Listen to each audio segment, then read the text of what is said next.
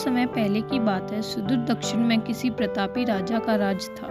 राजा के 3 पुत्र थे। एक दिन राजा के मन में आया कि पुत्रों को कुछ ऐसी शिक्षा दी जाए कि समय आने पर वो राजकाज संभाल सके। इसी विचार के साथ राजा ने सभी पुत्रों को दरबार में बुलाया और बोला, पुत्रों, हमारे राज्य में नाशपाती का कोई वृक्ष नहीं है। मैं चाहता हूँ तुम सब 4-4 महीने के अंतराल पर इस वृक्ष की तलाश में जाओ और पता लगाओ कि वो कैसा होता है। राजा की आज्ञा का पालन कर तीनों पुत्र बारी-बारी से गए और वापस लौट आए। पहला पुत्र बोला, पिताजी, वह पेड़ तो बिल्कुल टेढ़ा-मेढ़ा और सूखा हुआ था। नहीं, वो तो बिल्कुल हरा-भरा था, लेकिन शायद उसमें कुछ कमी थी क्योंकि उस पर एक भी फल नहीं लगा था। दूसरे पुत्र ने पहले को बीच में ही रोकते हुए कहा। फिर तीसरा पुत्र बोला, भैया, लगता है आप भी कोई गलत पेड़ देख आए, क्योंकि मैंने सचमुच नाशपाती का पेड़ देखा। बहुत ही शानदार था और फलों से लदा पड़ा था।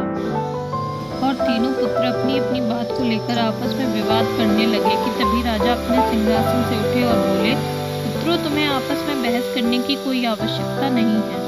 दरअसल तुम तीनों ही वृक्ष का सही वर्णन कर रहे हो। मैंने जानबूझकर तुम्हें अलग अलग मौसम में वृक्ष खोजने भेजा और तुमने जो देखा वो उस मौसम के अनुसार था। मैं चाहता हूँ कि इस अनुभव के आधार पर तुम 3 बातों को गांठ बांध लो। पहली, किसी चीज के बारे में सही और पूर्ण जानकारी चाहिए तो तुम्हें उसे लंबे समय तक देखना और परखना चाहिए, फिर चाहे वह कोई विषय हो, वस्तु हो या कोई व्यक्ति ही क्यों न हो।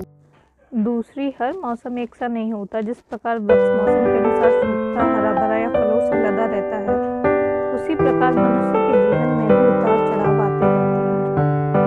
अतः तुम कभी भी बुरे दौर से गुजर रहे हो तो अपनी हिम्मत और धैर्य बनाए रखो। समय अवश्य बदलता है।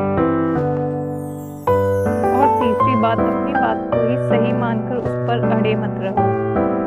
अपना दिमाग खोलो और दूसरे के विचारों को भी जानो। यह संसार ज्ञान से भरा पड़ा है।